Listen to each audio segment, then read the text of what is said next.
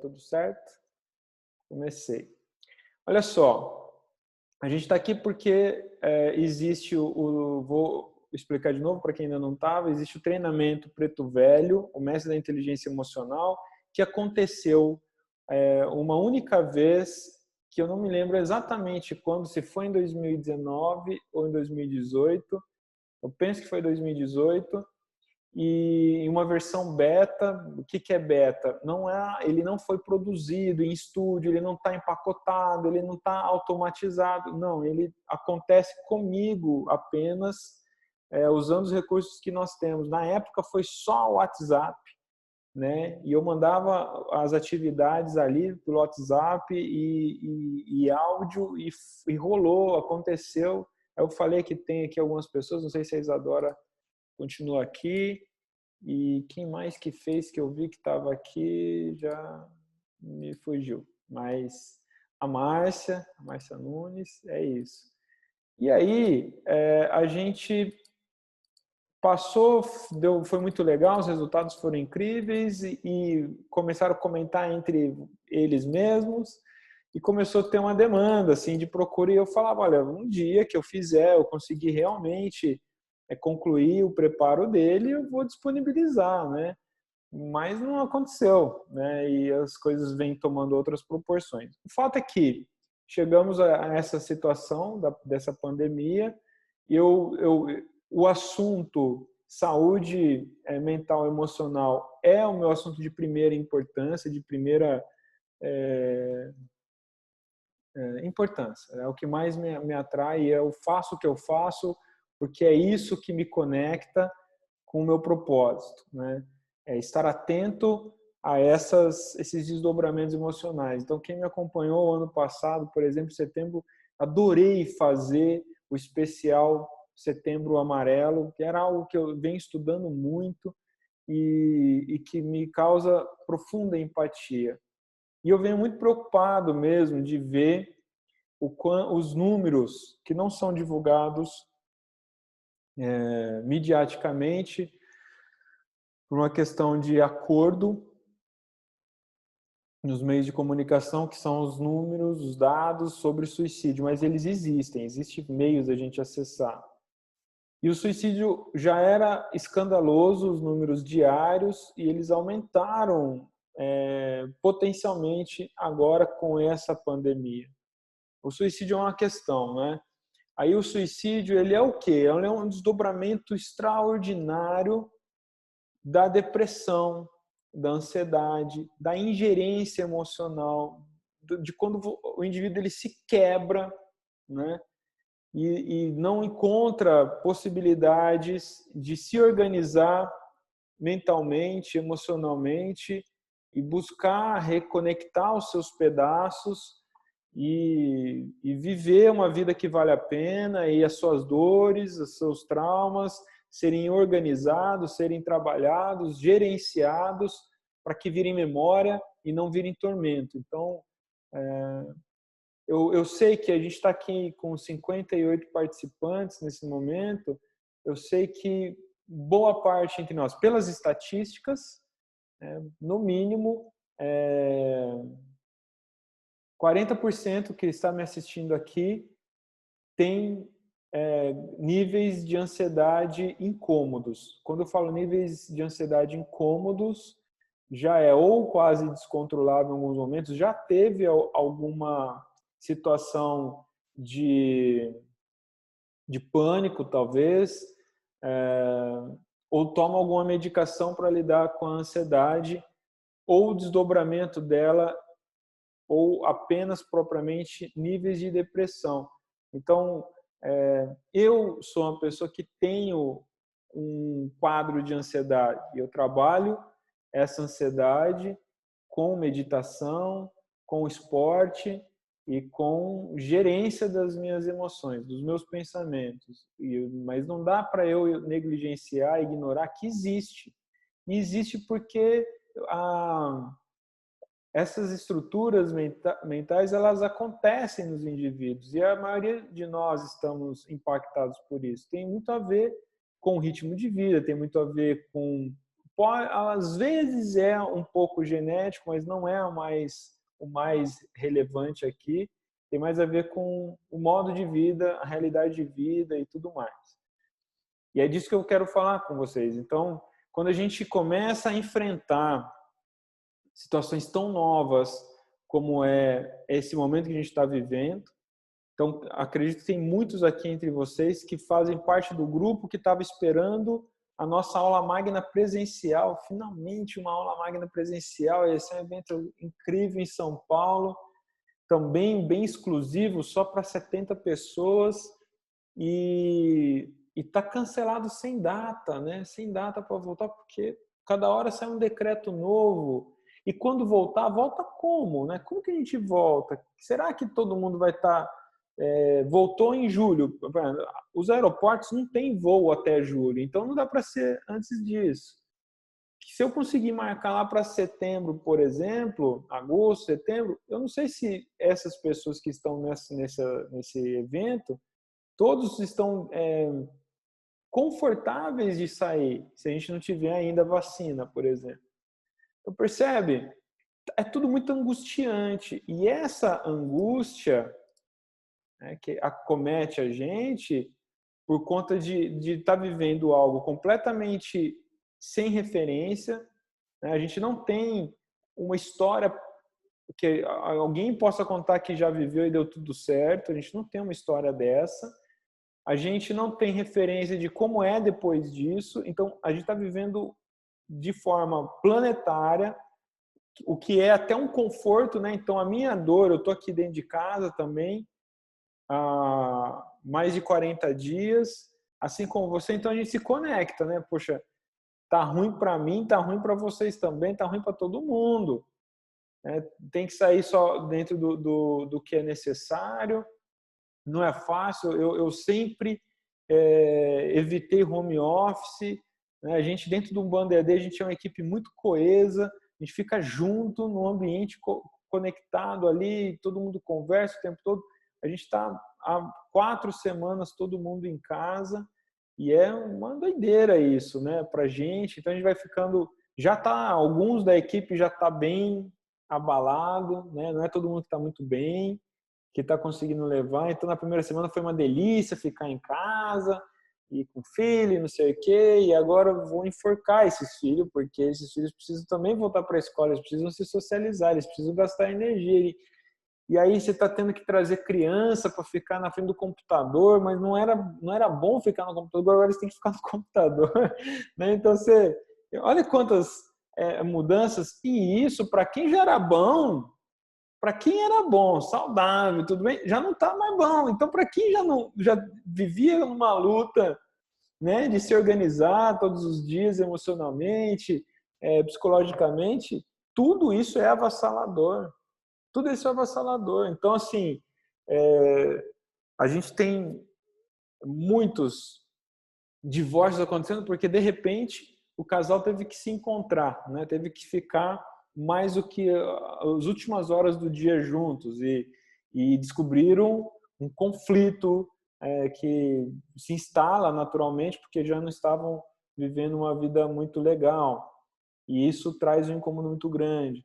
A gente está vendo, então, os pais estressados com crianças estressadas. Então não está sendo bom. A gente fica vendo. A rede social é um problema, né? Fica um monte de postzinho bonitinho, mas não está fácil. Não é fácil você interagir com criança o dia inteiro. Não é fácil para a criança também ficar dentro do ambiente, o mesmo ambiente todos os dias, por tantos dias, o dia inteiro. Então, tudo isso é muito novo. E já passou do tempo em que começou a ser legal, era um aproveitamento. Puxa, agora eu estou mais com o meu cônjuge, agora eu estou mais com meus filhos, agora já está demais. Olha só quantas oscilações. Ah, agora eu vou dar uma mudada na rotina, que é sempre bom quebrar a rotina, mas agora essa nova rotina, eu quero a minha antiga rotina. Né? E a minha antiga rotina não vai voltar tão cedo, talvez nunca mais voltará, então virar uma nova rotina. E essa ideia de futuro, esse futuro próximo, que é um novo uma nova realidade, uma nova normalidade, que a gente ainda está tendo dificuldade de se adaptar, né? Está todo mundo habituado com a máscara, está todo mundo realmente confortável com a mão áspera, porque, nossa senhora, esse exálcool que não para de... Né? Eu tô com a mão toda machucada, porque aí eu tenho uma alergia e aí começou a detonar meus dedos. Então, assim, você pensa como é tudo isso?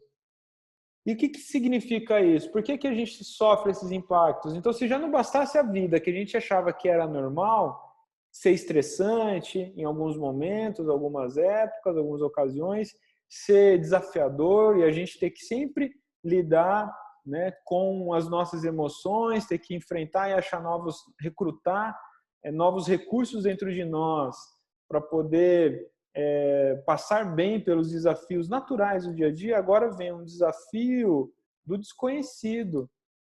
Tudo bem, estamos todos juntos. Esse desconhecido, eu vou viver, você vai viver, todos nós aqui, né, que estamos nessa sala agora, vamos viver junto esse desafio e a gente vai vencer, vai dar certo. Com que saúde mental, cognitiva, né, emocional, portanto,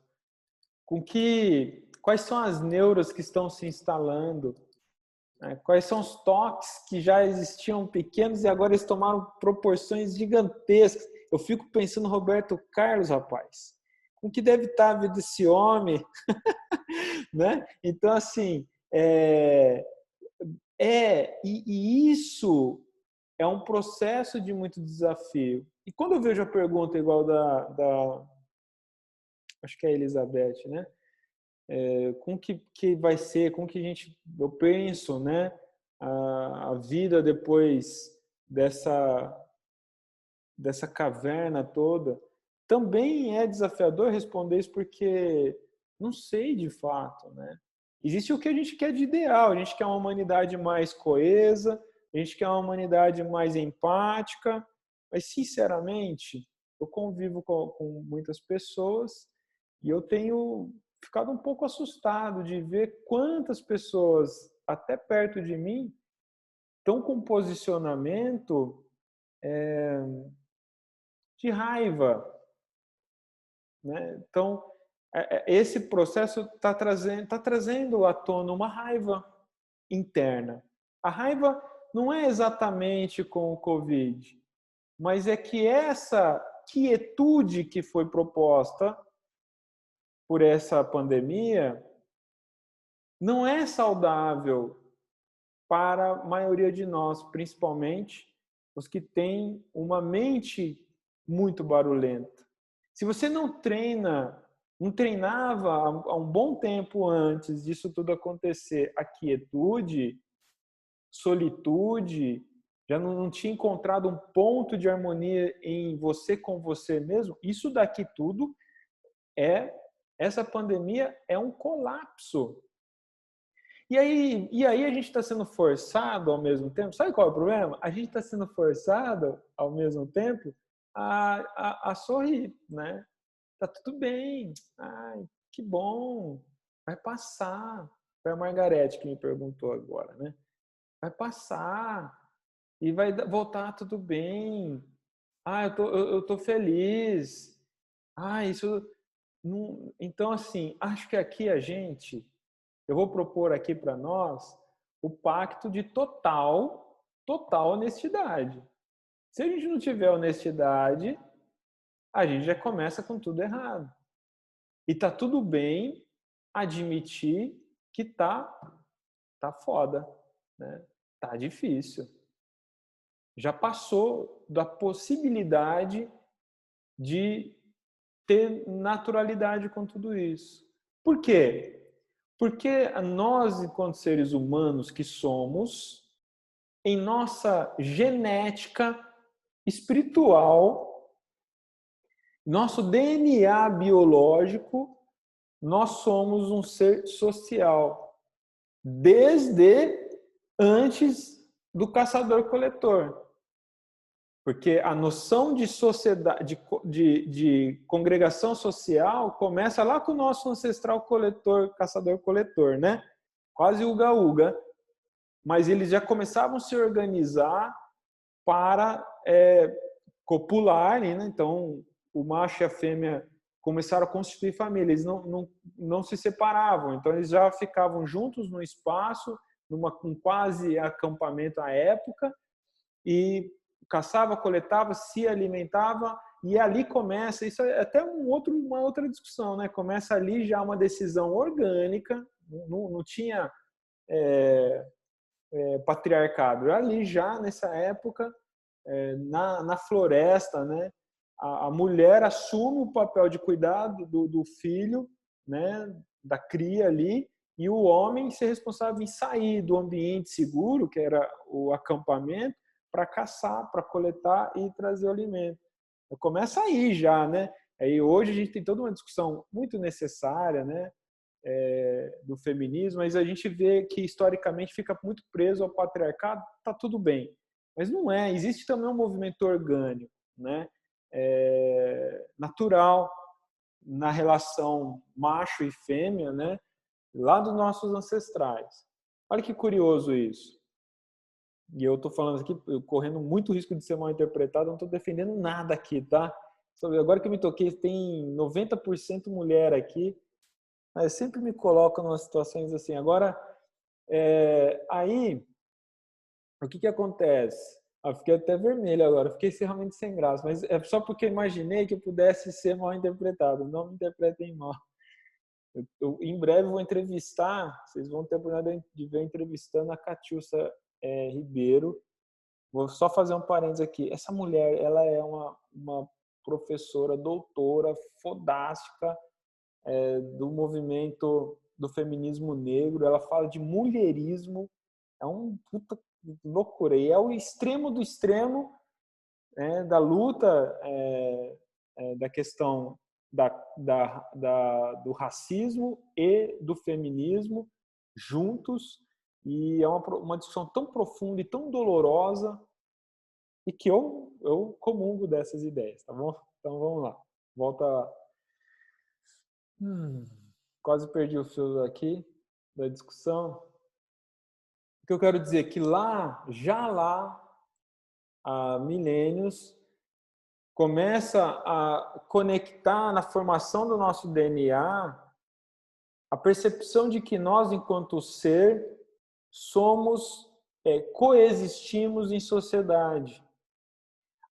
Faz parte da nossa saúde, e hoje a médica falou isso, faz parte da nossa saúde biológica o contato com o outro. E de que forma que essa saúde biológica ela se manifesta? Desde o próprio contato com criação de anticorpos, o contato físico mesmo, e principalmente os efeitos emocionais e neurológicos que a nossa relação social traz de positividade. E até as coisas desafiadoras do contato com o outro, com os diferentes, os conflitos mesmo sociais que a gente vive também são benéficos, positivos, não é? Porque em cima disso é que a gente vai se desenvolvendo em aprendizado nos relacionamentos. Então a gente coexiste, a gente não existe sozinho, né? A gente precisa dessas conexões o tempo todo. Então é muito preocupante quando você vê o indivíduo ele se enclausurando, ele saindo da conexão social, é patológico. Tem várias patologias aí, e uma delas, principalmente, é a depressão e vários desdobramentos da depressão. Uma coisa clássica da depressão é o afastamento social. E aí você que nunca tinha passado uma experiência de afastamento social, você imagina como é essa dor agora, porque agora você está vivendo, como é difícil. Então não quer dizer que quem faz o afastamento social motivado por uma depressão, que ele faz isso com muita consciência. É doloroso também esse processo. E isso retroalimenta a base dolorosa dele, de dor, de doença emocional que ele está vivendo ali. Então, com isso dito, a gente vive um momento em que tudo isso traz um impacto colapsador.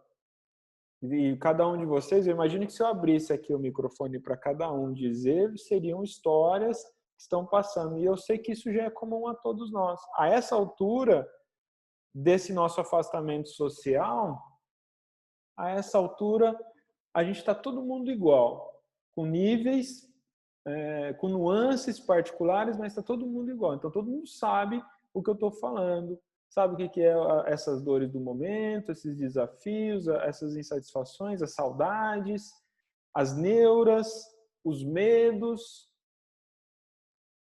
E o que a gente faz agora? Então, quais são os nossos maiores desafios? E o que eu acho que aqui é o momento oportuno de aprendizado é justamente esse. Caramba, as crises, porque a gente está vivendo uma crise planetária, e é uma crise que todo mundo está vivendo junto, só que sentindo de fato peculiar.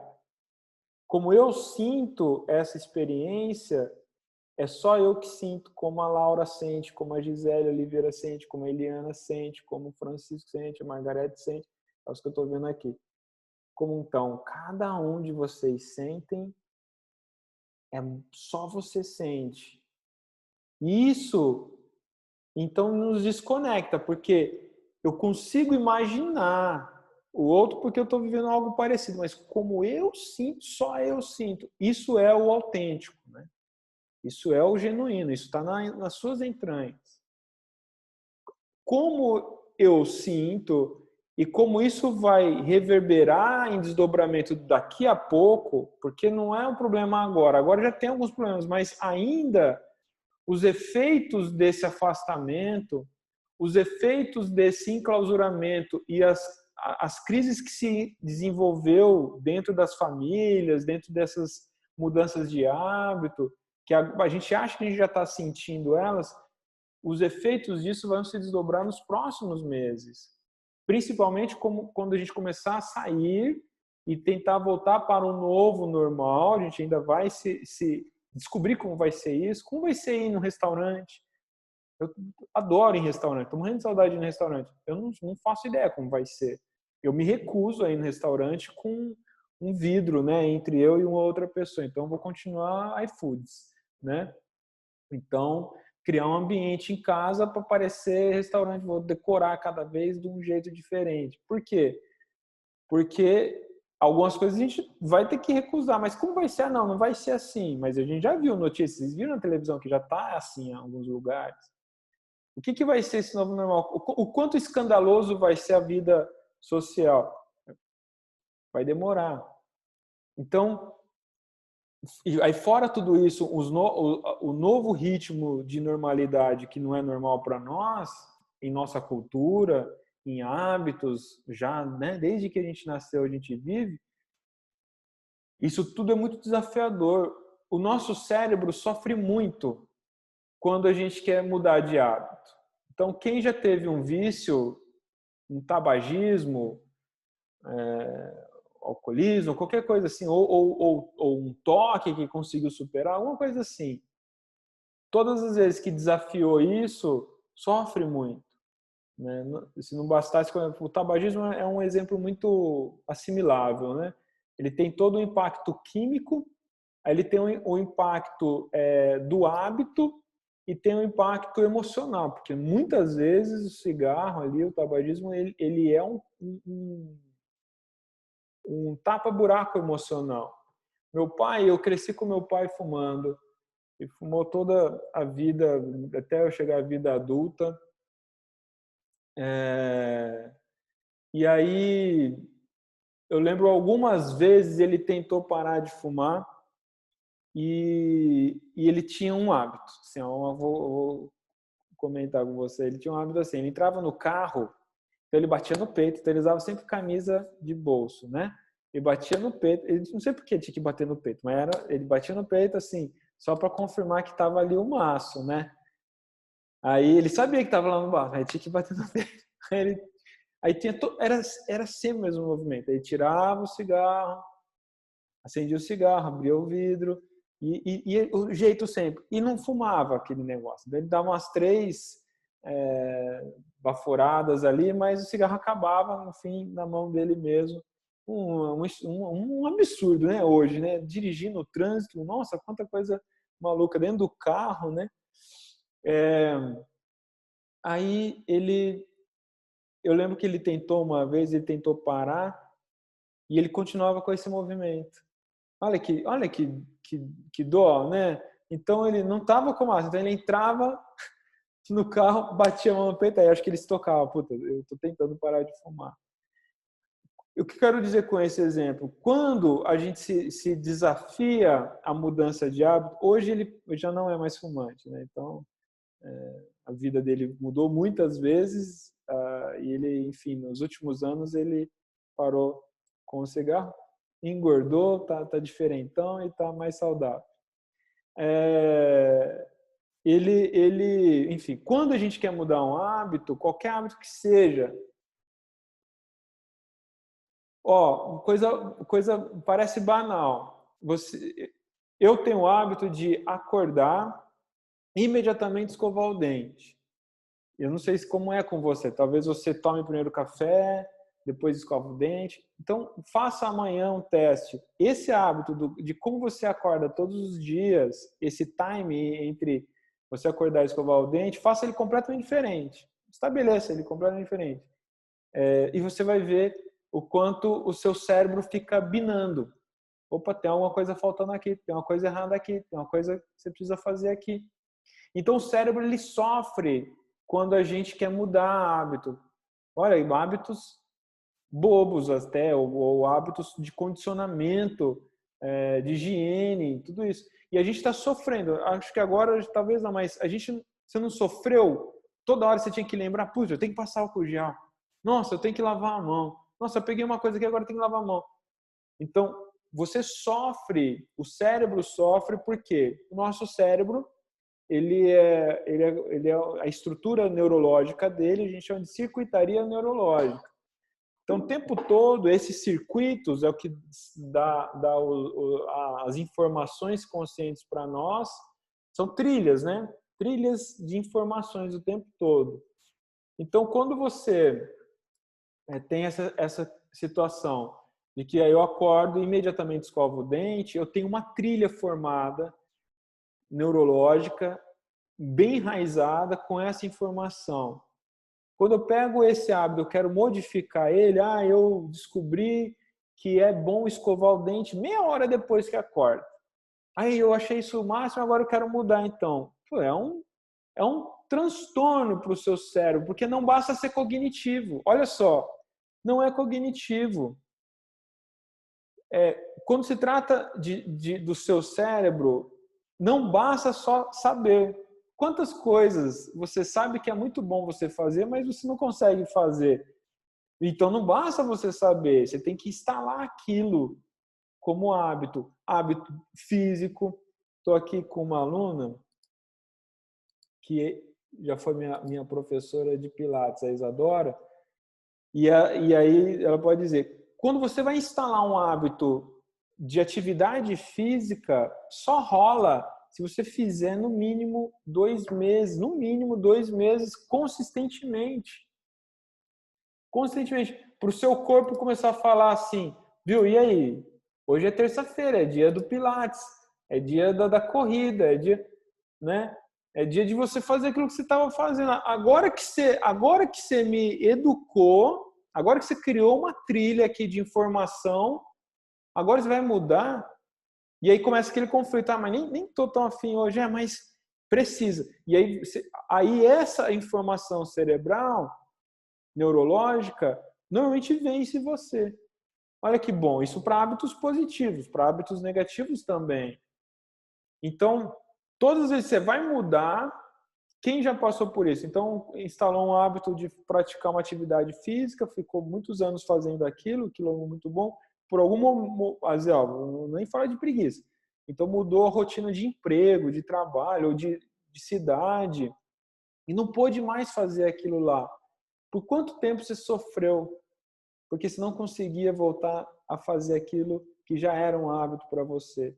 Tá claro isso para vocês? Dá um joinha para mim assim, entender se está bem claro essa questão. O que eu quero que fique claro aqui, aqui na nossa estrutura neurológica, o nosso cérebro vai sendo estruturado ao longo do nosso desenvolvimento, a gente vai criando hábitos bons e ruins, e ele não distingue isso daí com clareza. Isso a gente chama de, estou resumindo, chama de trilhas neurológicas, e a gente fica organizado com isso. Então, toda mudança, que mesmo que a gente saiba que é para bem, para o melhor para nós, ele sofre para isso, ele tem resistência. Sempre haverá resistência. E o que significa isso? Todas essas mudanças que a gente está vivendo nesses últimos semanas trouxe muito sofrimento para o nosso cérebro, né? Para as nossas noções de nós mesmos. Então, é possível que você tenha histórias para serem contadas de coisas que foram bem legais, novas descobertas, é ok, perfeito, e também descobertas não tão boas, e também agora uma pressão maior, né? Novos aprendizados. Então, a própria Isadora, vou citar ela de novo, que é professora de Pilates, ela teve que aprender a dar aula de Pilates pelo Zoom. Olha que desafiador esse movimento, né? Primeiro você tem que superar a sua crença, a crença de que isso não faz sentido, né? Então, no velho normal, inadmissível, eu tenho que ver, eu tenho que tocar o aluno, e agora? O Burka não entrou aqui, também é professor de capoeira, e ele está super felizão, porque ele está dando capoeira pelo Zoom, e está cheio de turma, cheio de aluno, mas nunca em qualquer outro momento se suporia isso, percebe? Como algo possível ou algo efetivo. Olha só, então uma força externa traz uma pressão e você tem que se reinventar. Por quê? Porque, no mínimo, esse é o ganha-pão. Como eu vou alimentar minha família? Eu não posso parar assim, agora não dá mais para eu ver meus alunos. E agora eu não vou mais, então, trabalhar, não vou mais fazer nada. E agora? Não dá, né? E aí você vai buscar recurso. Então, movido por uma pressão externa, você se permite a quebrar crenças. Essas crenças, olha só como elas eram no passado limitadoras. Né? Acho que vocês conhecem a história do Umbanda EAD. Então, lá 14 anos atrás, quando eu comecei o Umbanda EAD, o Rubens Saraceni me pediu para parar, o Alexandre Comino me pediu para parar, o Adriano Camargo me pediu para parar. Há anos eles são professores dentro da plataforma, mas nos primeiros anos, a crença limitante de que não é possível ensinar pela internet, é uma afronta ao sagrado ensinar pela internet. Deu para entender?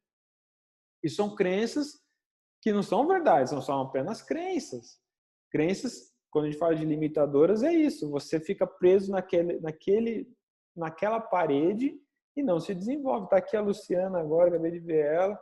Também tá ensinando yoga pela internet, né, Luciana Guerin? E olha quanta coisa nova, né? E às vezes já via isso, né? Às vezes já via o yoga pela internet, já via o Pilates, a capoeira, mas fazia cara feia, né? Essas pessoas que estão profanando esse trabalho maravilhoso que eu defendo com unhas e dentes, porque eu sou lá o conservador da parada toda, né? E aí pronto, agora a gente tem que se igualar. Os terreiros que agora estão adaptando os seus contatos com a sua comunidade religiosa, fazendo suas orações, seu culto, à distância, pelo Zoom, por exemplo, pela internet, por essas ferramentas desse tipo. Então, quantas crenças nós temos, quantas crenças você tem que talvez você não consiga ainda identificar, que limita você dar um salto no seu desenvolvimento e que depende principalmente de um enfrentamento dos seus hábitos, enfrentamento da sua mente, daquilo que você assimilou desde a infância, assimilou na sua família, nas suas referências. Então, com tudo isso dito, a gente começa a perceber que o que eu acho mais impactante nessa experiência nova nossa é mostrar que, olha só, a espiritualidade já dizia há muito tempo que nós não somos o que a gente acha que somos e que a gente pode ser muito melhor. E como a gente vai ser muito melhor? Enfrentando a própria ideia que a gente tem de nós mesmos. E é isso. E, de repente, essa experiência pandêmica nos faz enfrentar os conflitos dentro de casa, nos faz enfrentar nossos conflitos profissionais, nos faz enfrentar nossos conflitos espirituais e tantas outras coisas. Porém, por fim, esse processo de enfrentamento causa danos, causa novas crenças, causa novos gatilhos traumáticos.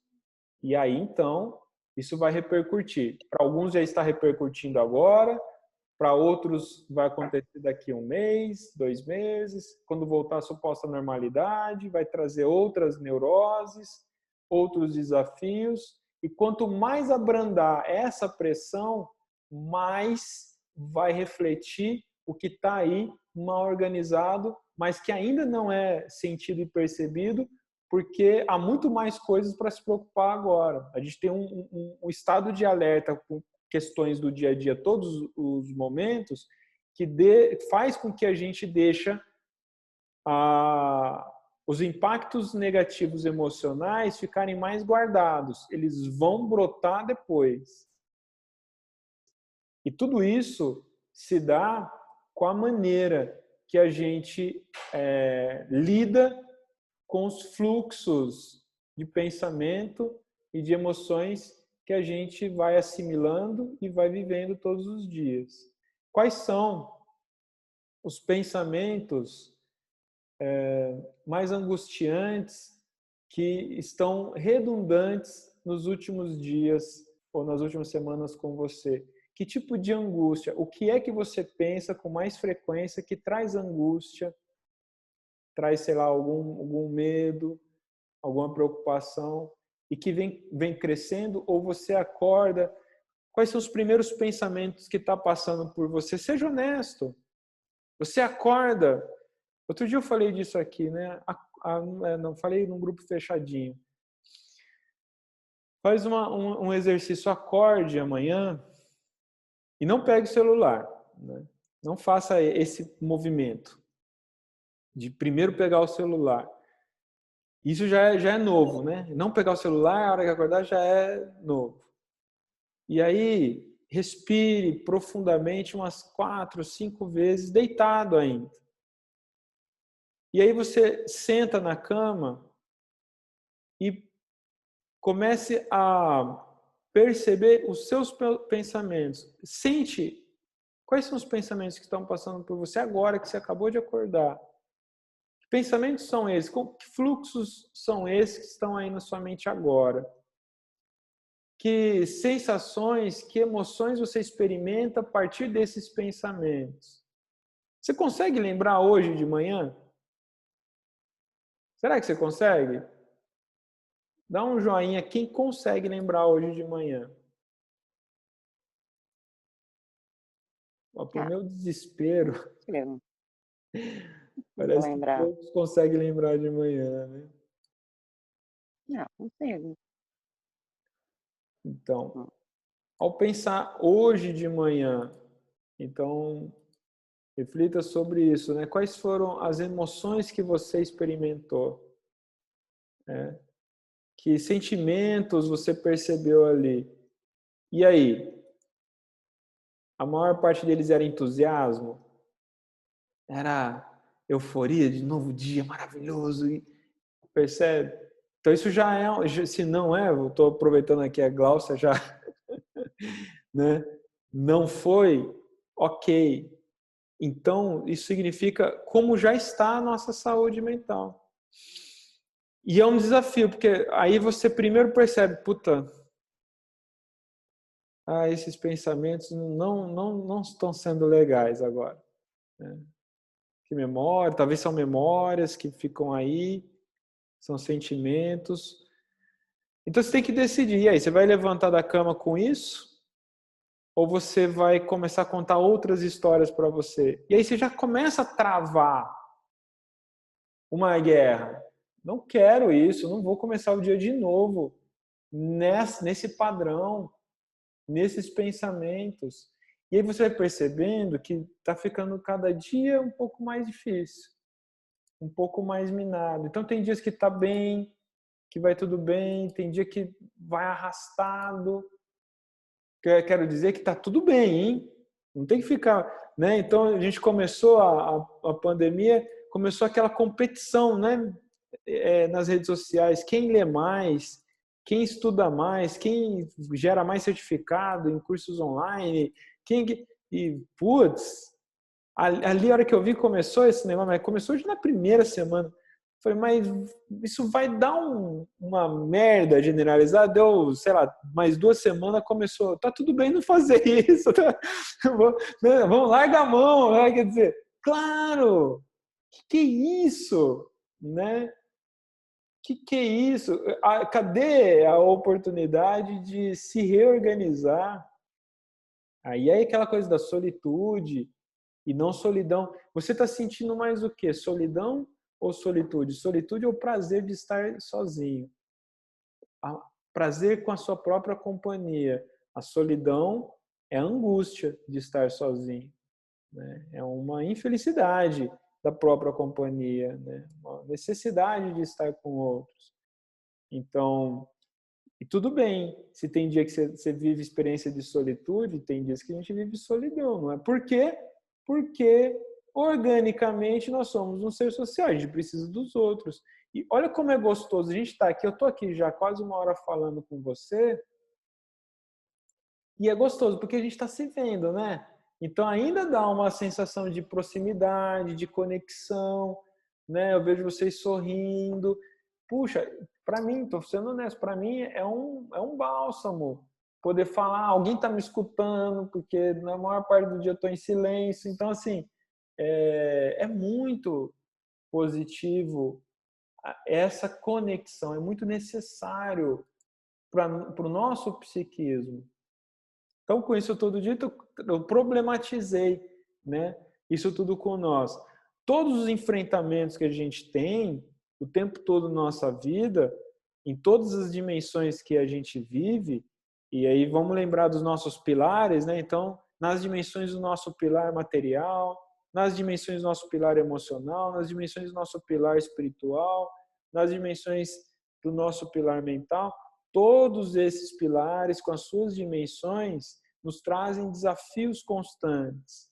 A maneira como a gente organiza isso emocionalmente, cognitivamente, portanto, neurologicamente, vai definindo a nossa saúde mental e emocional.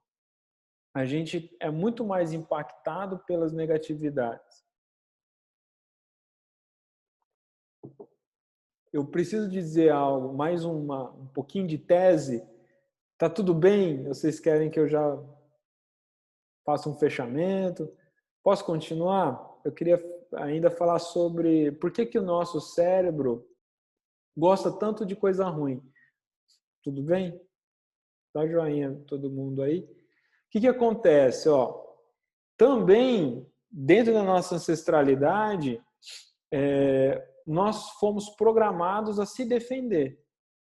Então, o nosso organismo ele é programado para se defender. Então, por exemplo, eu falei de atividade física, não é legal para o corpo. Ele está sempre se defendendo, ele está sempre economizando energia. Então, é um desafio consciente. Eu vou praticar um esporte, eu vou caminhar, e agora eu vou começar a correr, eu quero fazer uma maratona. E aí, o corpo odeia isso, né? Depois de um tempo, ele cria um hábito, mas se você parar, ele te cobra 1, 2, 3, 4, 5 vezes. Então tá bom, vamos guardar energia.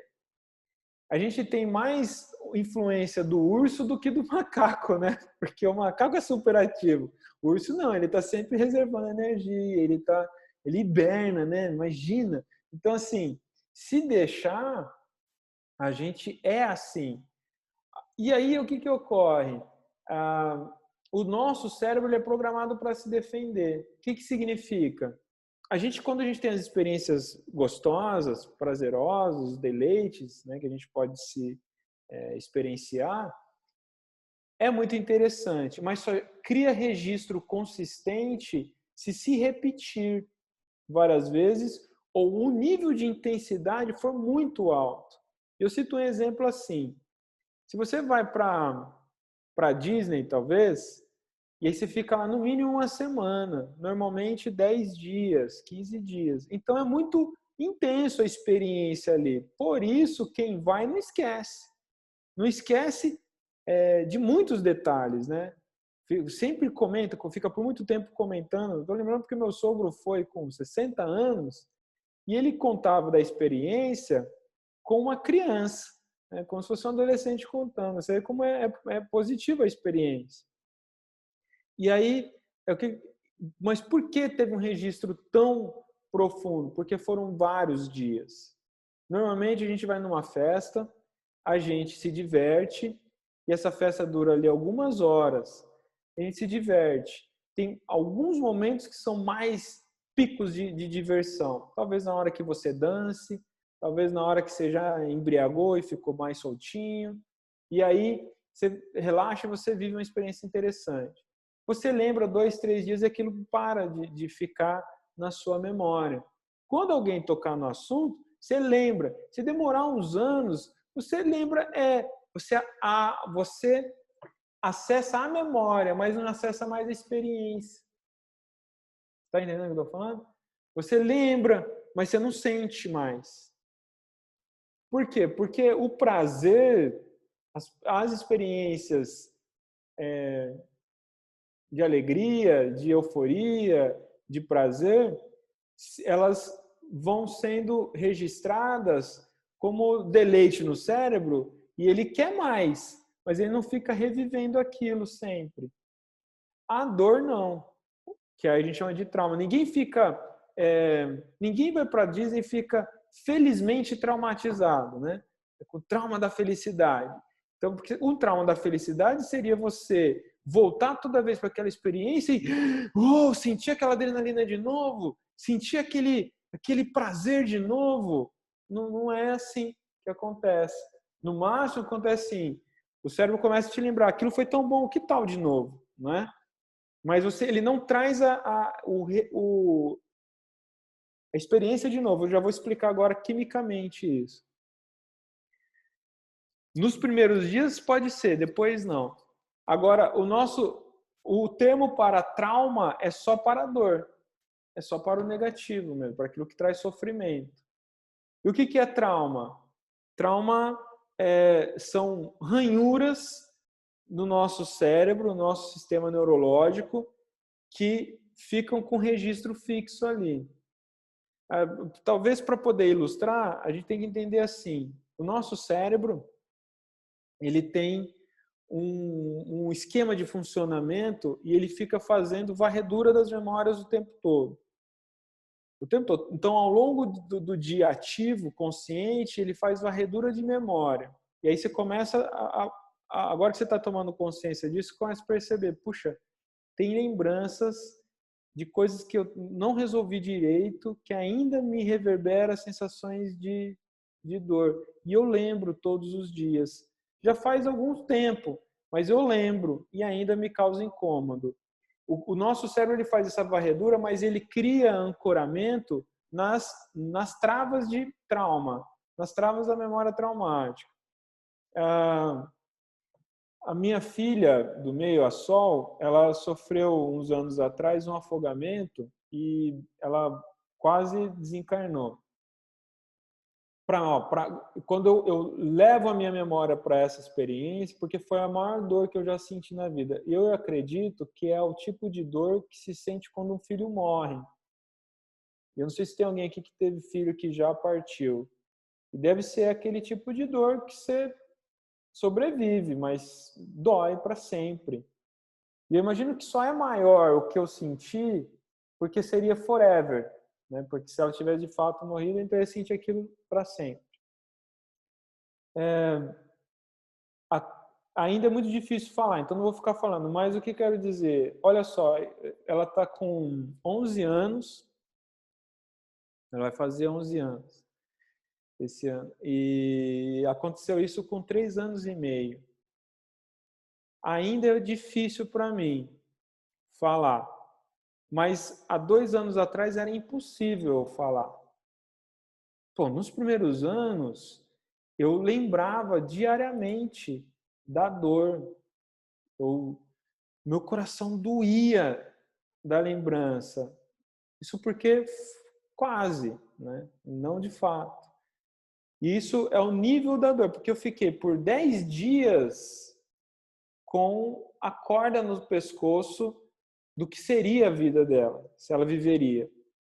Então, todos os dias naquela angústia, essa cicatriz neurológica não foi um impacto de um momento, foi por dias sendo gravado. E mesmo ela, e ainda que eu fosse grato pela vida dela ali e não ter nenhuma sequela, que foi algo mesmo extraordinário, ainda assim, essa dor agora já era, porque estava no cérebro.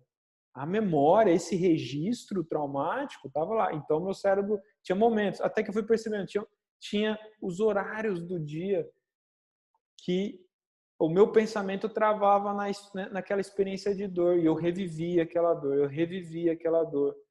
Né? Porque tinha gente envolvida, então eu tive que trabalhar perdão com quem estava responsável por ela naquela ocasião.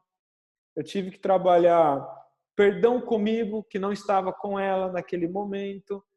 Então, olha quanta coisa que uma experiência traumática traz em nós. Traz raiva, traz culpabilização do outro, traz autoculpa.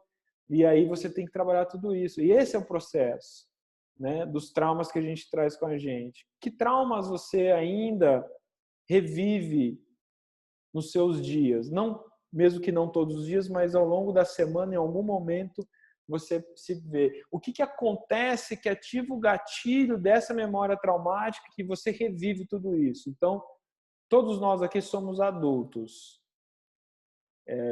A maioria de nós aqui tem mais de 30 anos. Então, eu quero dizer que tem uma experiência consistente de vida.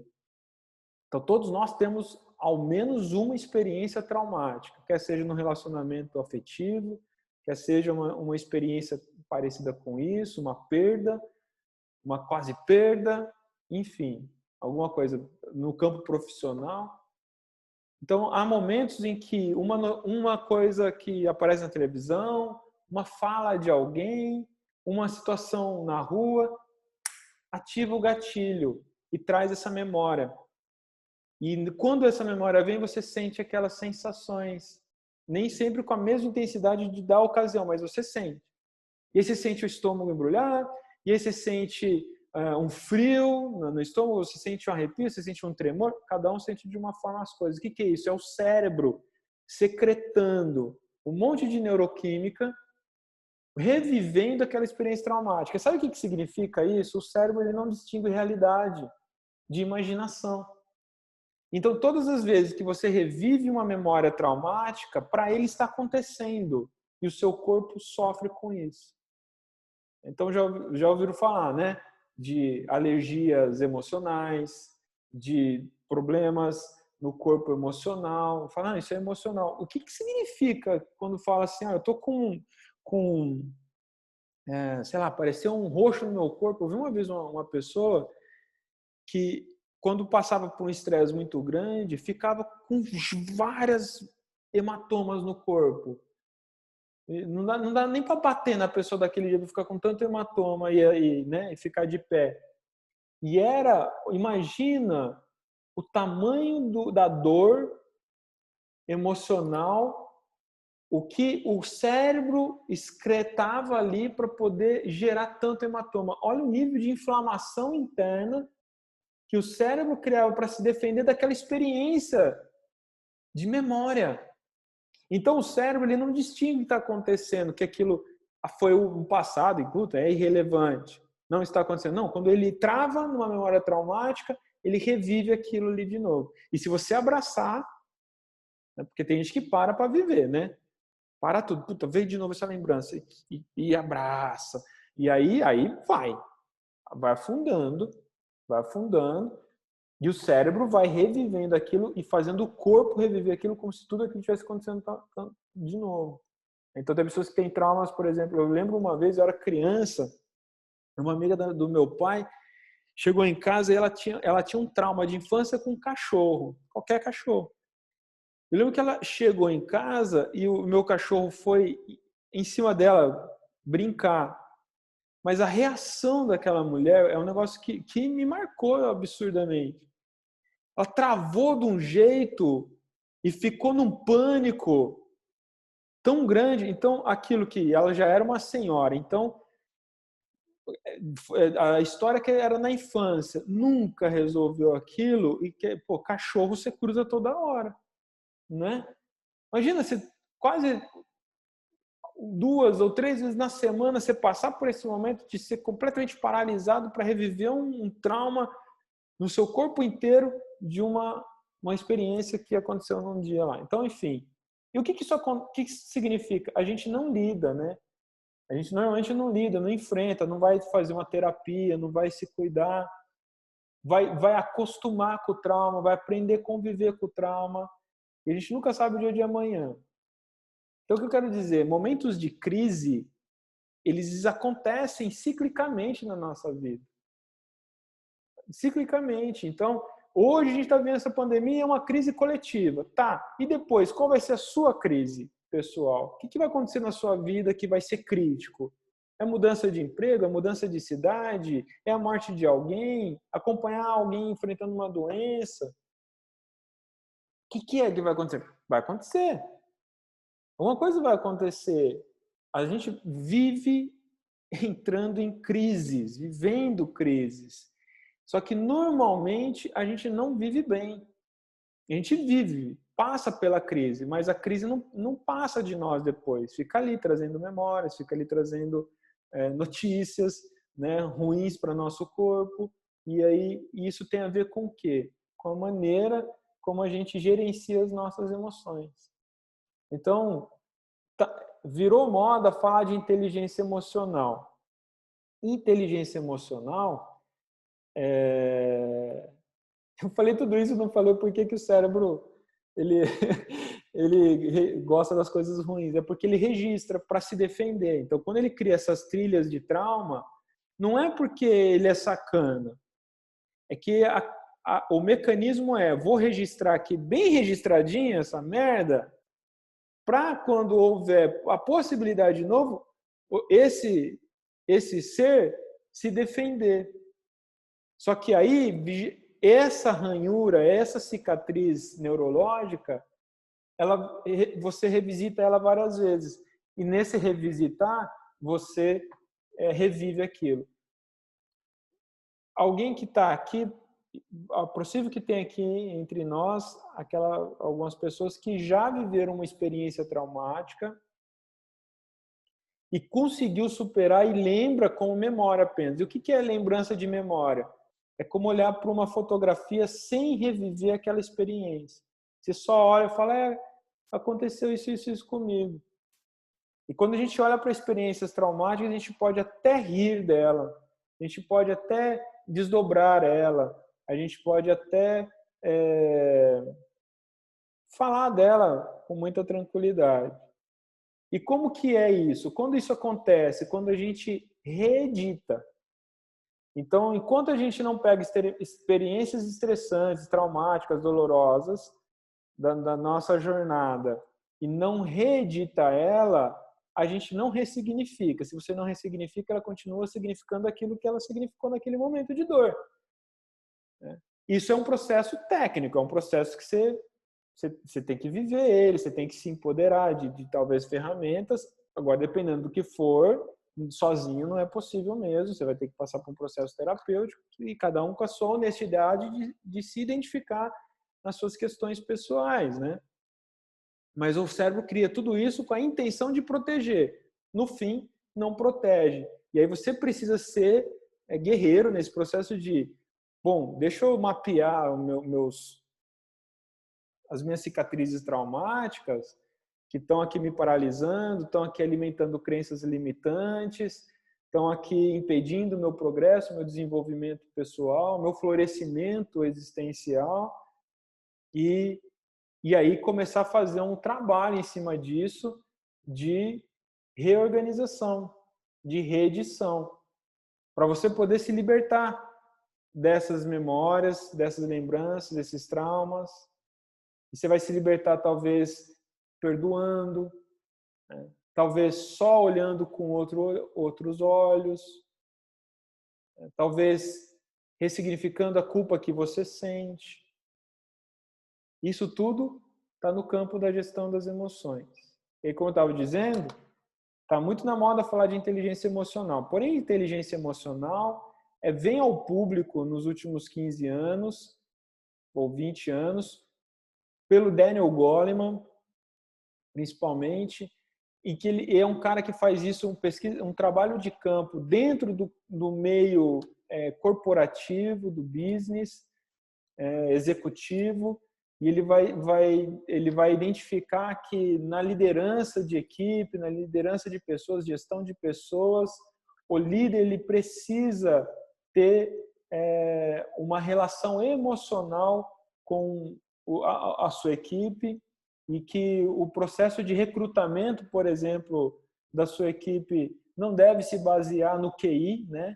na inteligência, mas na capacidade que a pessoa tem de gerenciar as emoções nos desafios, nos conflitos. Interessante isso, né? E aí que ele cria a teoria da inteligência emocional e vai validar isso, e isso vai cair na graça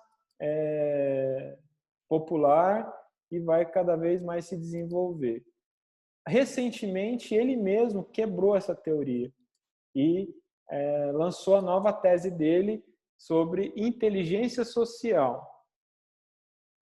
É recente, tem um livro que chama Inteligência Social, acabou de ser lançado assim, faz 2 meses, e ele revisita essa tese, e aí ele valida isso que eu já estou falando para vocês, né?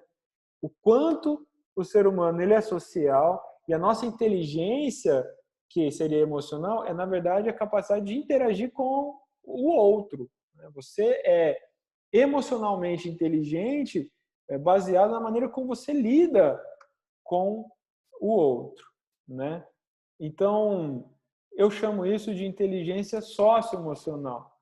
E o Augusto Cury fala disso, e é algo que, para mim, faz muito sentido. Então, o nome do treinamento ficou Preto Velho Mestre de Inteligência Emocional, porque naquele momento ainda não estava falando diferente. Poderá ser revisto. A inteligência emocional consiste em quê? Como você gerencia suas emoções, a sua cognição e as suas emoções em situações desafiadoras, situações de estresse, situações traumáticas. Então, eu vou mais a fundo nisso. Tem a ver com gestão emocional, a gestão, o gerenciamento dos seus pensamentos, das suas emoções, de sentir. E tem muito a ver com você estar presente, né? Quando acontece alguma situação, como você se coloca na presença do agora, né? E aí eu falei dessa atividade para você fazer amanhã, né? A hora que você acordar. Então, o que significa isso? A hora que você acordar, ao invés de você pegar o telefone, ao invés de você ficar pensando em tudo que você tem que fazer, respire, sente o corpo, quais são as dores do corpo, se conecte, porque você não estava conectado, você estava sonhando, você estava desdobrado espiritualmente, você estava em algum lugar. Então você não estava, você acabou de despertar. Respira, sente, perceba, foca a atenção na sua respiração, né? Mindfulness ali, rapidinho. Sente o corpo. Aí, ao se concentrar na respiração, começa a observar seus pensamentos e o que esses pensamentos trazem de sensações. Isso é começar a ficar presente, estar no agora. E aí você vai entrar no seu flow do dia, você vai fazer suas coisas, mas se dê esses 3 minutos, 3 minutinhos. Vai ser duro primeiro, porque e o celular eu preciso ver. Vai ser duro. Né? Mas sinta, aí você já vai, depois você me dá um feedback. Se todos vocês têm meu WhatsApp, me mande amanhã, né?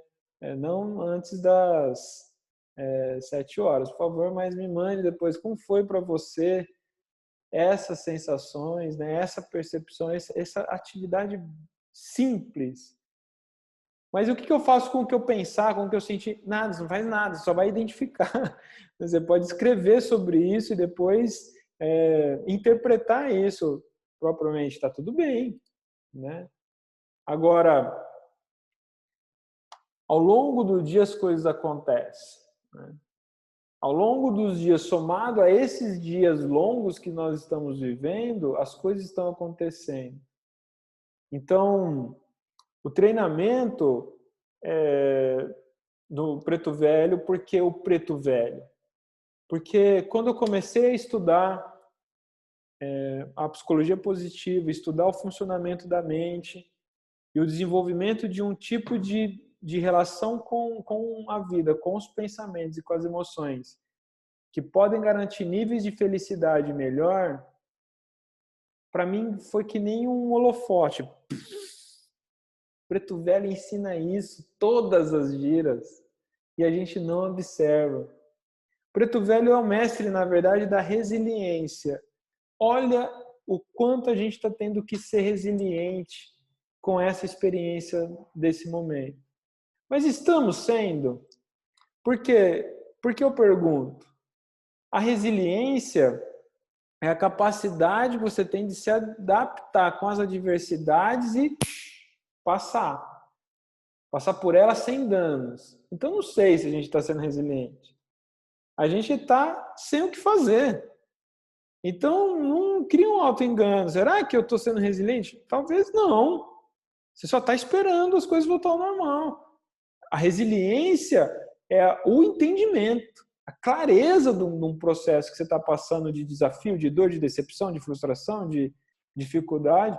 Com clareza você passa por isso. E aí você passa bem, você já tem uma lição em cima disso. O Preto Velho é o mestre da resiliência, ele é o exemplo da resiliência, pelo próprio arquétipo que ele manifesta no terreiro, né?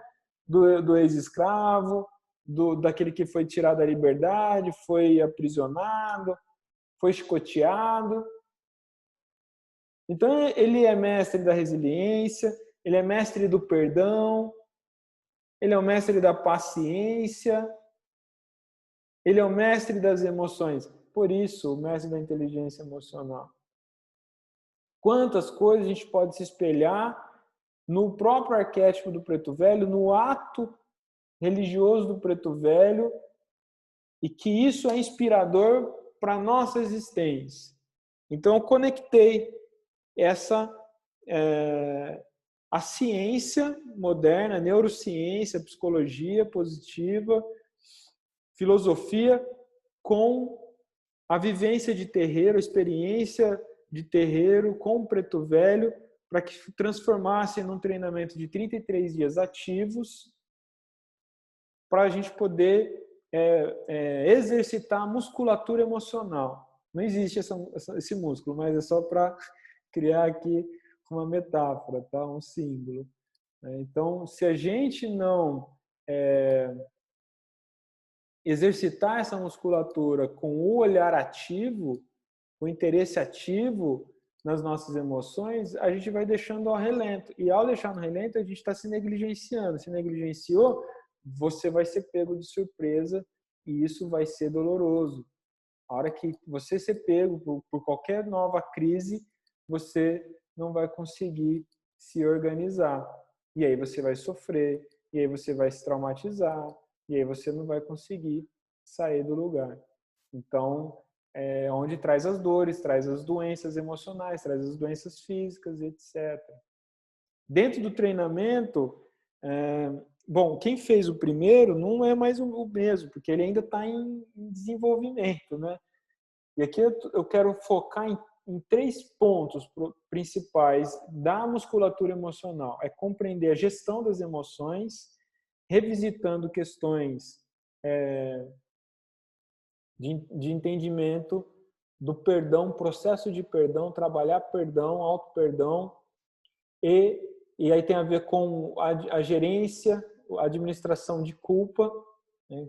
Quais são as experiências da sua vida que você se sente culpado, que a culpa, que é o peso da consciência, que tira a sua paz, que você não fala para ninguém. Né?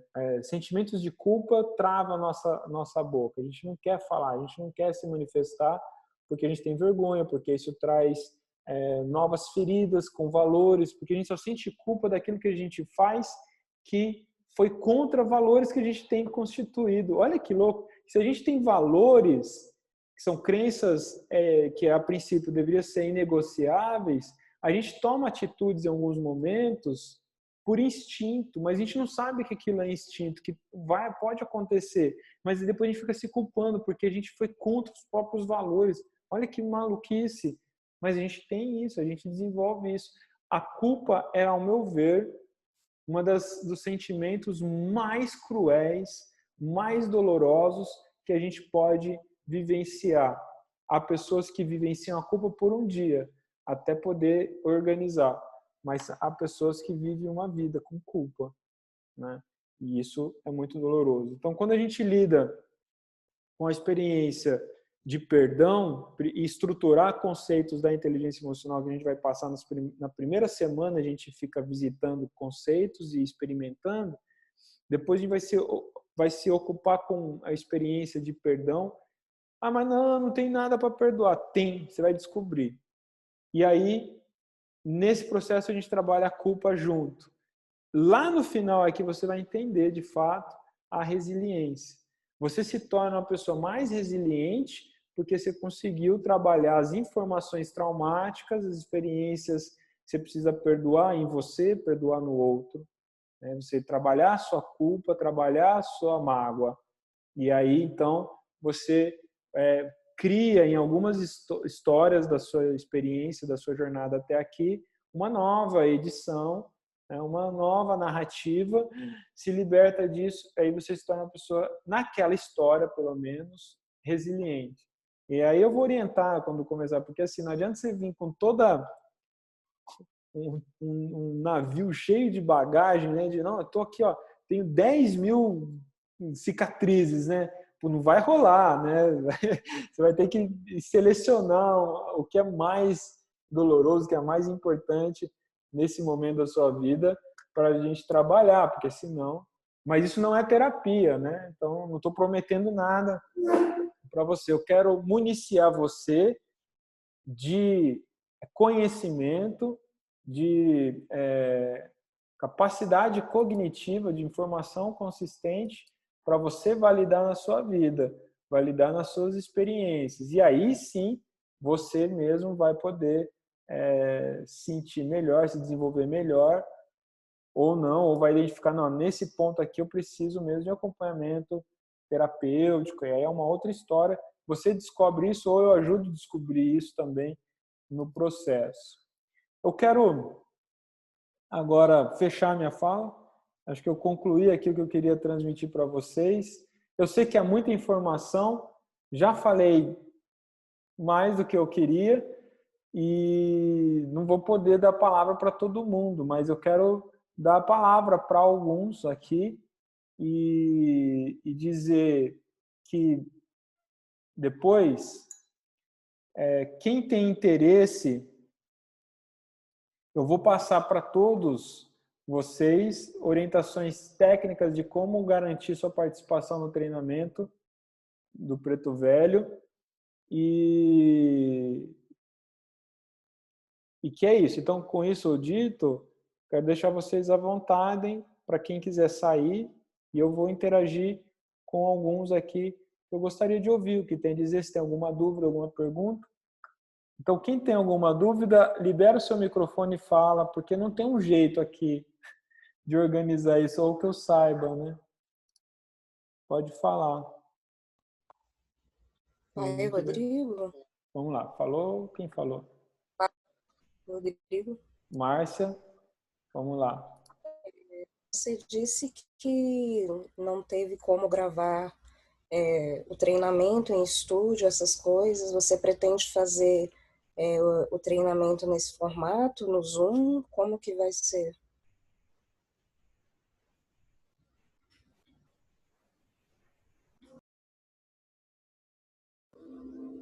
Eu acho que seu microfone está mudo, pai. Pronto? Então, realmente, é muito boa a sua pergunta. Eu vou... Vai acontecer via WhatsApp e Zoom. Vai ser bastante Zoom, a gente vai ter bastante encontro aqui. Em etapas a gente vai se encontrar aqui. Mas diariamente no WhatsApp, tá? E entregas do material digital. Você quer falar, Eliana? Não, Não? por enquanto não. Alguém quer falar? Quanto tempo, pai? É 33 dias. Obrigada. Quem mais quer perguntar? Pode fazer pergunta do que eu trouxe aqui de conteúdo. Não precisa ser só sobre a dinâmica do treinamento. Eu vou fazer uma pergunta então sobre a... Pode fazer, quem começou a falar. Bom, posso falar? Vou Pode falar. Eu quero... Tá bom. Eu vou perguntar então sobre como vai ser essa dinâmica. Porque como eu fiz o treinamento Eixo do Ouro, foi bem dinâmico, assim, acabou tomando bastante tempo do dia, em estudo, em leitura. Qual que vai ser a dinâmica disso? Para eu ter uma ideia, poder me organizar. Parecido. Ele é menos religioso, né? Ele é menos espiritual, menos firmeza, assim, mas ele é intenso. Você vai ter que dedicar Tanto aí, quanto? no mínimo, acho que 1 hora por dia. Não, 1 hora tranquilo. Assim, Legal. de parar, né? Depois é o dia inteiro fervilhando.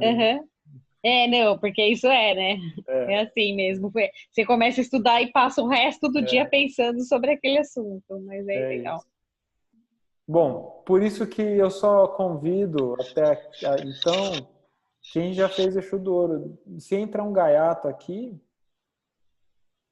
não consegue, dá né? Não conta. consegue acompanhar. A maior prova de fogo que vocês já passaram é o Eixo do Ouro. 49 dias tem que ter, olha, tanta mulher e tem que ter culhão, hein? Eu falei que para mim foi bem intenso e foi bom nessa época de estar em casa, porque assim, deu para se dedicar mesmo, porque se estivesse trabalhando, ia ser bem difícil, ia passar as madrugadas aí, estudando aí para conseguir conseguir finalizar. Mas foi muito bom. É incrível, né? É incrível. Incrível. Quem mais? Eu queria reforçar essa pergunta aí sobre a dinâmica. É assim, bem parecido o ritmo com o do Eixo do Ouro, porque eu tô com minha quarentena, ela realmente tá bastante cheia de coisas, então eu não seria uma coisa determinante. Vai ter leitura, vai ter atividade, mas as atividades ela é autoconhecimento, né? Não vai ter agora a gente tem muito aquilo no Eixo do Ouro de vai com alguém, vai para um lugar, não sei, não é assim. É mais leve. Posso dizer que é mais leve. Mas é diário, é 33 dias dedicado, né? Sim. Tá. Isso seria uma coisa importante para saber. Porque justo tô no momento da quarentena bem cansada com as várias coisas que eu tô tendo que fazer. Imagino. Então, quem mais? Eu, Fernanda, aqui. A minha pergunta era sobre esse aspecto religioso, se vai ser no mesmo esquema do Eixo do Ouro, mas não é tão intenso, tá? Mas aí vai ter os kits no mesmo esquema do Eixo do Ouro na Terra Mística? É pouquinha coisa, assim, é mesmo umas velas, assim, não vai ter ele não tem essa dimensão magística, né? Ele é foco no indivíduo mesmo, foco no cognitivo. Não é espiritual. Tão espiritual. Eu quero falar um pouco sobre a observação que você fez sobre o acordar, assim, né? Eu estou fazendo um curso de xamanismo e ele ensinou pra gente essa importância do acordar, como você acorda e você faz, qual é a primeira coisa que você pensa. E ele ensinou pra gente, e tem muito a ver com isso que você falou também, que a gente vai treinando algumas coisas, de acordar agradecendo. Então, seus pensamentos, vem tudo que você tem para agradecer. E como que isso muda toda a dinâmica do dia, assim. Quero contar só essa experiência que para mim foi sensacional. Essa questão de abandonar o celular de manhã, que não pego mais, não pego durante muito tempo, porque depois dessa questão do agradecimento, eu faço a minha meditação, para só depois me envolver nas questões do dia a dia, do que eu tenho que fazer, e como que isso muda muito, e como que isso foi importante nesse momento. Você estava falando de saúde mental. Muito. Obrigado, Fernando. Alguém mais gostaria de compartilhar algo, perguntar? Bom, hein?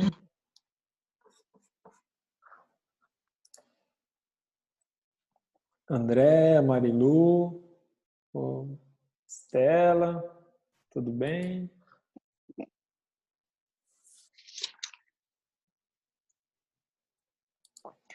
Bom, ninguém quer mais perguntar nada? Eu vou fazer mais uma pergunta. Quando você fala de psicologia positiva, é isso? Quem está É falando? isso. É Eliana. Tá me vendo? Não. Mas pode falar. Eu ouço vozes. É Eliana. Quando você fala de psicologia positiva, eu acho que é sobre isso que você falou. Sim. Isso é um assunto novo? A psicologia positiva é novo de 20 anos, né? Novo de 20 anos. Mas a psicologia positiva é o ramo da psicologia que estuda o bem-estar. E é só nesse ramo da psicologia que acredita-se a possibilidade de processo de cura da depressão, por exemplo, né? E acredita que a cura da depressão é um processo que acontece com o aumento de nível de felicidade do indivíduo, de bem-estar, que é a ciência da felicidade, né? A psicologia positiva, assim, resumindo, é a ciência da felicidade. Então, lá tem várias questões que estrutura essa ciência e ela não foca nas patologias, né? Mas o processo de saída dele mesmo, né? De reinterpretação das motivações patológicas da saúde mental. Eu continuo não te vendo, mas é isso. Ah, te vi agora. Eu estou muito fascinado pela psicologia positiva. Acho que tem tudo a ver com o que a gente já vive no terreiro desde sempre e traz um olhar científico para aquilo que para nós era um empírico místico, né? A gente sempre vê na premissa religiosa uma proposta de boa vida. Muito embora na nossa religião há um culto muito grande à dor, né? Um culto ao sofrimento, uma exaltação da miséria emocional, porque quem sofre é que evolui, quem sofre é que se desenvolve, enfim. Uma pena que isso ainda seja muito impregnado, mas com o passar dos séculos isso vai mudar. E a gente começar a mudar agora a nossa vida, porque a minha descoberta, no Eixo do Ouro, vocês já viram falar disso principalmente, é que nós nascemos para ser felizes e viver uma vida de bem-estar, uma vida de prosperidade e abundância. Qualquer coisa diferente disso é disfunção. Então, se você não tem uma vida de bem-estar, se não tem uma vida de felicidade, de saúde mental, emocional, você está em disfunção. E tudo bem, estamos, né? A maioria de nós estamos, mas há uma saída, né? E aí essa é a proposta, que a gente encontre os caminhos e de saída, né, da disfunção para cada vez ficar funcional e viver uma vida realmente que faz sentido, porque vai ser ruim, hein? Desencarnar e os caras ainda tirarem sarro. Porra, você foi lá, meu. Ficou achando que sofrer era bom, que você ia evoluir. Agora vai, desce esse tobogã aí, vai lá pro fim dos infernos, ver o que é o resultado disso, né? Porque na dor, no sofrimento, não é verdade que faz bem, não é verdade que a gente lapida. Quando a gente está sofrendo, a gente sofre mais, a gente adoece. Quando a gente sofre porque alguém traiu a gente sente raiva, a gente embrutece.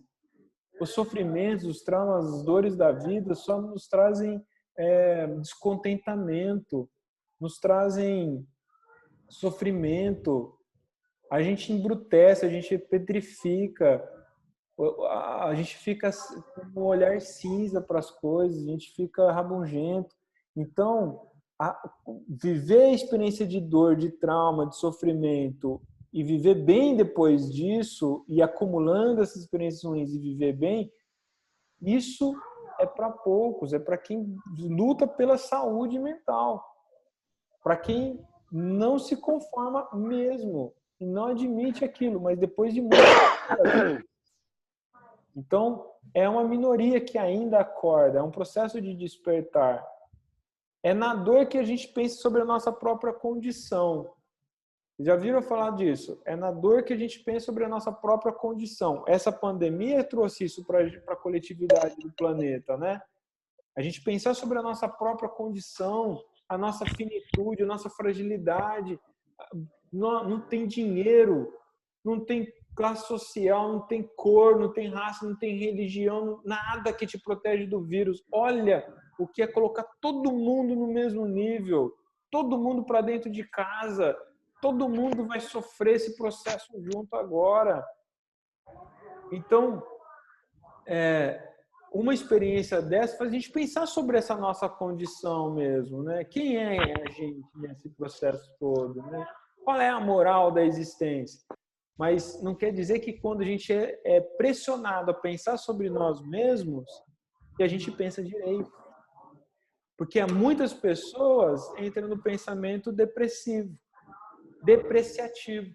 Então eu não valho nada, eu não mereço mesmo, né? Eu merecia essa traição, eu merecia esse sofrimento, eu não sou ninguém, minha vida não vale nada, vou dar cabo na minha vida. Então a gente pega os índices de ansiedade, de depressão, de suicídio, não está dando certo. A parada deu errada aqui. Então não é verdade que a dor traz benefício. Pode ser que a pessoa acorde. A maioria não acorda. Não acorda. Quantas de 10 pessoas que você conhece, você convive mais na família, quantas dessas 10 são mais rabugenta, ranzinza do que felizes? Pronto, já respondeu. Então, a gente tem que assumir as nossas dores, assumir o nosso embrutecimento, porque a nossa criança interior ficou lá no passado. Se você não passou por um processo, por um treinamento, já não buscou essas libertações para poder dizer, Rodrigo, acho que você está errado, isso é a sua história, não é a história da maioria de nós. A gente cresce, a gente vira adulto, a gente sofre um monte de perrengue e a gente vai deixando isso na nossa frente. Porque a gente não sabe resolver, a gente não aprendeu. A gente foi condicionado. A gente foi condicionado dentro de uma cultura mística da cultura brasileira de que o sofredor é o que vai alcançar o céu. Que a miséria financeira, a miséria emocional, material, é o que leva a gente para o céu. Aí chega no Umbanda, né, que é o pós-espiritismo, mais do mesmo, vai falar a mesma coisa. O preto velho, ele é o ser iluminado porque ele é isso. Não. Não é porque ele foi escravizado, porque foi chicoteado, porque ele passou fome, que é por isso que ele virou preto velho. Mas isso é interpretação tosca. Para poder validar a crença anterior à própria Umbanda. Então, você pode viver um processo de dor, está vivendo, vem acumulando, e saber que, nossa, existe muito mais que isso. A vida não é isso. Então, eu acredito que vocês são esse exemplo. Vocês passaram por Exu do Ouro, já experimentaram isso, né? Revisitar a dor, sentir o amargo e se resolver diante disso, e organizar algumas coisas. O que eu estou propondo aqui é que tem muito mais. Tem muito mais para você acessar em você e poder também contribuir com os outros à sua volta, o seu meio. Essa investigação de si mesmo não para, não acaba nunca mais. Acabou, danou-se. A partir do momento que você abriu a porta para isso tudo ser acessado, você só vai descobrir cada vez mais níveis mais profundos. E é nesse processo de investigação, de assimilação, de enfrentamento, que aí a gente vai atingindo compreensões de bem-estar, de felicidade, de viver bem consigo, viver com as suas cicatrizes. Não é um gratidão só pela dor. Fica agradecendo a dor para você ver. Fica nessa de eu sou grato pelo coronavírus. Vai ver o que acontece, o que vem. Porque tudo aquilo que você é grato, você abre o fluxo de retorno, né? Então, no olhar místico, aquilo tudo que você se torna grato, você quer que volta. Então, não é isso, não é essa superfície. Hein? Vamos entrar na profundidade de entendimento de como as coisas funcionam, de como a gente funciona. Então, se é verdade que todos nós temos o direito de uma vida de bem-estar, felicidade e abundância, então a gente tem que requerer esse direito. E esse direito está para todos, porque isso vem de Deus. Para isso acontecer, você tem que trilhar essa jornada de autoconhecimento, porque tem a ver com como você vive as suas experiências e não como as coisas se impõem para você. É como você se organiza diante das experiências e não o mundo. Então o mundo não está nem certo nem errado. O mundo simplesmente é o que é. É isso. O mundo é o que é. Quem sou eu no mundo? Aí começa o processo. Né? Como eu vivo as experiências, como eu impacto, sou impactado e assim vai sendo esse relacionamento. Então, eu sou muito feliz de ter vocês que me ouvem, vocês que acompanham, que aceitam esses desafios. É um desafio para mim muito grande sempre. Nesse momento, aceitar também, igual a Luciana falou, a minha quarentena também está muito mais intensa do que a não quarentena. E é um desafio, assim, é porque é um chamado, pessoal. Vou abrir essa turma porque eu preciso ter certeza que eu contribuí nessa dimensão, nessa camada, para esse grupo super especial que eu tenho para mim, que eu vou trazer essas ferramentas, vou trazer essa experiência de novo. Então, para acreditar, para poder dormir com mais tranquilidade, que mais alguns estão acessando níveis mais profundos de si mesmo. Todo o nosso tormento, todas as nossas dores nascem e terminam na nossa mente. É esse universo que a gente precisa aprender a explorar. E é isso que eu faço diariamente. Não quer dizer que eu não sofra, que eu não estou o tempo todo me enfrentando, sofrendo, com dificuldades, mas ainda aceito o desafio de fazer alguma coisa que pode ser relevante, apesar das minhas dores, dos meus enfrentamentos, das minhas dificuldades, das minhas inseguranças, né, dos meus medos. Eu tenho tudo isso também, né? Mas acho que quando a gente começa a contribuir com o outro, a gente começa também a se curar um pouco, né? É isso. Muito obrigado por ouvir, né? Agora eu falei leve, Rodrigo, livre, solto. tá me ouvindo, Rodrigo? Acho que eu vou botar o fone, né? Fica melhor. Pode falar, André. Vou botar o fone. Melhorou? Porque senão dá eco. Eu quero só contar um pouco, né? Que com certeza eu não conseguiria estar no estado de consciência que estou hoje para passar por essa pandemia se eu não tivesse iniciado, se eu não tivesse passado pelo eixo do ouro. E eu sou muito grata a isso, né? Para mim tem sido uma experiência mesmo. Eu dou este nome, essa fase da pandemia. E de muito mais autoconhecimento ainda, mas que não teria sido possível se eu não tivesse tido todo o aprendizado, todo o olhar que eu fiz naquela oportunidade do Eixo do Ouro. Com certeza eu estaria deprimida nesse momento, ou ansiosa, que era um perfil muito característico meu, e que nesse momento não existe nem essa ansiedade, nem essa depressão. Não que eu não tenha... tudo isso que você acabou de falar resume um pouco o que a gente é, né? O nosso dia a dia, temos coisas para curar e olhar o tempo todo. E no que eu acredito muito, né? Que eu falo muito disso, que na verdade o nosso objetivo, enquanto seres humanos, né, é nos curarmos, cada um de nós curar-se a si próprio para dessa forma poder ajudar o outro. Se você não se cura, como é que você se pretende fazer algo por alguém, né? Que não seja porque você quer estar fazendo aquilo para ser amado, para chamar atenção, para tratar daquela sua criança machucada. Quanto tem de verdade se você realmente não está se olhando e se curando antes de mais nada.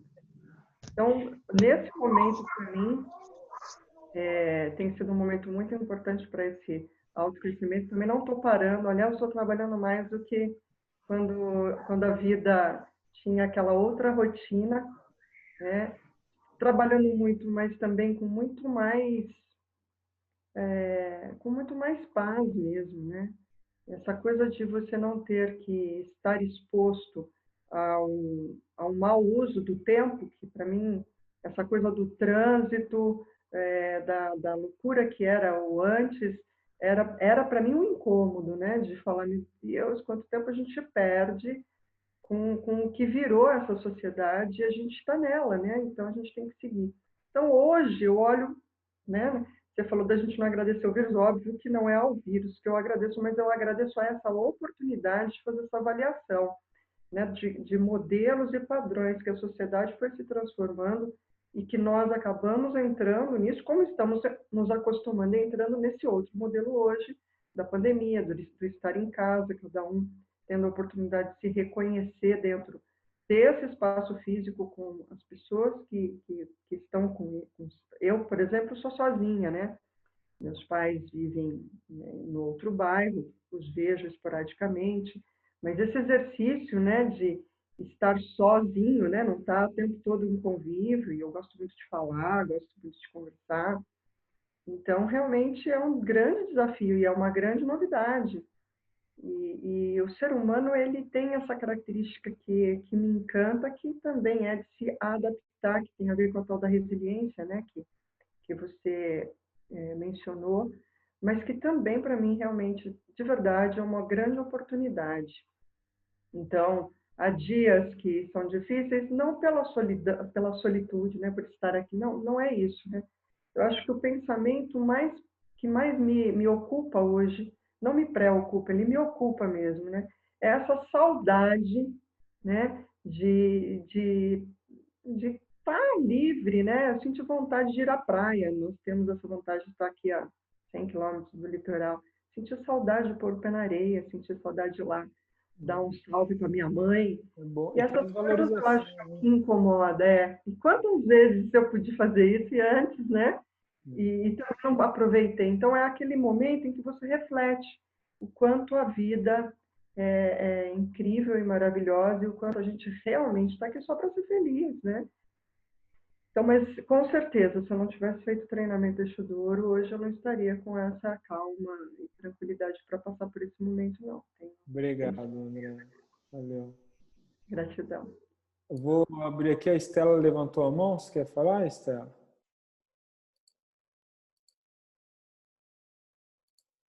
Oi, Rodrigo. Tudo bem? Boa noite. Boa noite a todos os queridos aqui, meus irmãos tripulantes, garimpeiros. Eu vou usar um pouco da fala da Andrea para falar sobre a estrutura, né? Que o nosso treinamento, eu digo que foi um marco à odisseia, né? Mal esperava eu o que ainda ia vir, né? E o treinamento ele foi fundamental. Eu tô brincando de prova de resistência. Eu não suporto o BBB, mas eu considero essa pandemia como uma prova de resistência do nosso treinamento, né? Então eu estou me experimentando muito. Fato que já encheu o saco, né? Já passou aquela coisa de vai passar. Muitas vezes a gente acorda, como hoje, né? Acordei e falei, puxa, mais um dia. A situação política, infelizmente, também não favorece muito a paz, né? Eu acho que, por mais que a gente fique imune, precisamos estar informados. E a cada dia é um flash, né? Você realmente não tem a menor constância, né? Vamos dizer que não dispomos de estabilidade, né? Não estamos tendo estabilidade. Então, o treinamento foi desafiador, foi incrível, foi maravilhoso. Eu sou uma das pessoas que estou pedindo o treinamento, né, do Preto Velho, porque uma vez que a tua consciência se expande, ela nunca mais retorna, e você fica meio viciado, no bom sentido, em se expandir, se conhecer e adquirir cada vez mais uma estrutura, né? Então, eu acho que Eixo do Ouro foi sensacional, e estou assim, já dentro desse nosso novo desafio, porque eu acho que o mais importante é a gente, né? Foi isso que eu descobri. Não sei se tarde, cedo ou tarde, mas iniciando os 45 do segundo tempo da minha vida, eu considero que eu sou muito importante, que a qualidade da minha vida é vital. Inclusive, vou aqui dar um depoimento para todos, somos todos aqui adultos.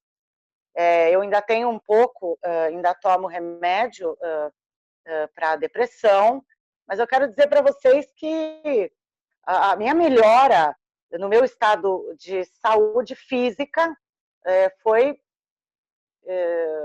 sensacional. Eu melhorei muito da minha depressão depois que eu ingressei na Odisseia e me propus a fazer o Eixo do Ouro. Eu nunca mais parei. Meu treinamento ele é diário, né? Todos os dias eu tenho novos desafios. Obrigado. E é isso, estamos junto aí, mestre.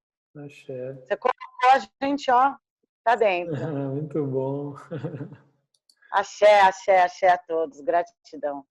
Eu vi que a Cristiane tinha levantado a mão. Você quer falar, Cristiane? É isso? Quem que é Cristiane aqui? Será que desistiu, não quer mais?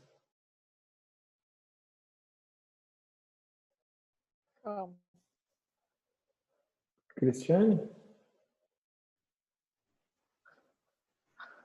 Bom, alguém mais? Eu gostaria de falar um pouco também. Cadê? Quem está falando? Laura. Vamos lá, Laura. Não, o treinamento do Eixo do Ouro realmente foi absolutamente fantástico. E realmente, quer dizer, eu acho que estou passando por essa travessia muito melhor do que eu esperaria se não tivesse feito o treinamento de Exu do Ouro, que eu sou eternamente grata. Eu só queria notar, assim, por exemplo, a coisa da gratidão, né? É uma coisa que, para mim, está muito presente quando eu acordo, na maior parte das vezes. Também não é sempre, porque de vez em quando eu também acordo com raiva, tá certo? Acordo... Porque eu estou com 66 anos, então eu sou do grupo de risco. Então, se eu já acordo e estou respirando, já é um ganho. Né?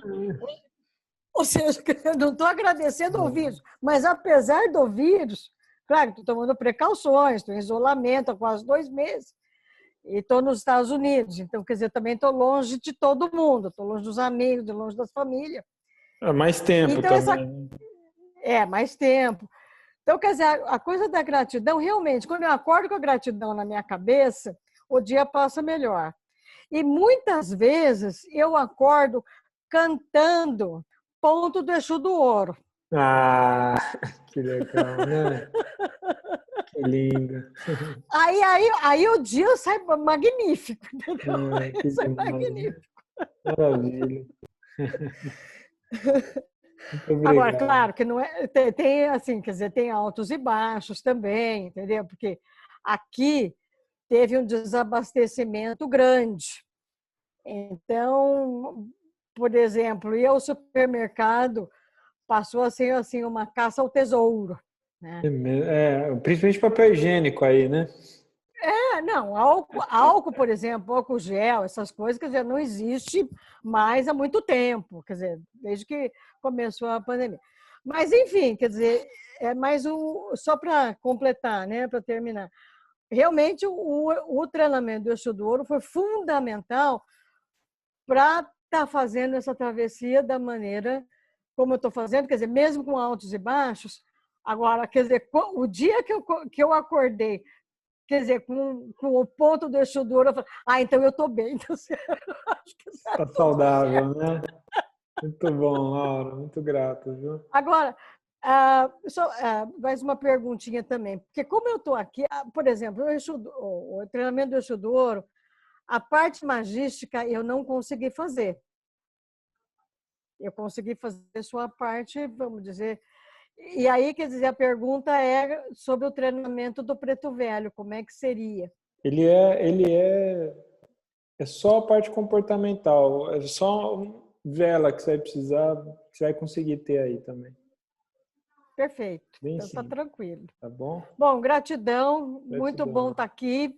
E essa coisa também, num outro sentido, quer dizer, muitos grupos que eu não conseguia participar porque por estar geograficamente isolada, hoje eu posso, pelo Zoom, sabe? Quer dizer, então eu tenho, vamos dizer, a minha parte social, mas é uma situação muito específica minha, né? Quer dizer, ou seja, é muito particular. Tem até melhorado, para dizer a verdade. Eu acho que muitas mudanças positivas nesse sentido, né? Por exemplo, os meus próprios treinamentos, que são online, e os cursos, eles já estão sendo remodelados para usar essa ferramenta, por exemplo. Primeiro porque eu estou adorando ver vocês, né? Eu não ficava atrás de e-mail, atrás de... No WhatsApp, o treinamento Exu do Ouro é o único que dá essa liberdade da gente ter o WhatsApp, né? As pessoas terem o meu WhatsApp.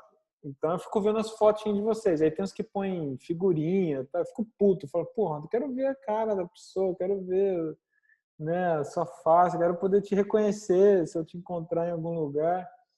E essa experiência dessa tecnologia aqui agora realmente traz mudanças, bem positivo, né? Tem gente que me perguntou aqui,